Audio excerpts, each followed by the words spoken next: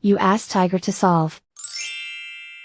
This deals with linear equations with one unknown. The final result is b equals -5. Let's solve it step by step. Simplify the expression. Group like terms.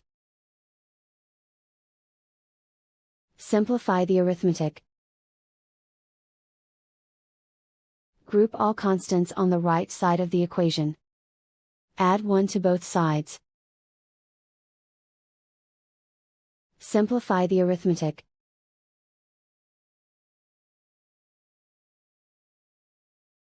Isolate the b. Divide both sides by -2. Cancel out the negatives. Simplify the fraction.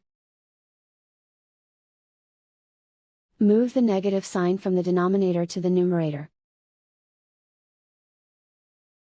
Find the greatest common factor of the numerator and denominator.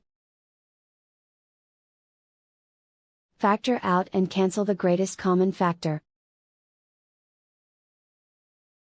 And so the final result is b equals -5.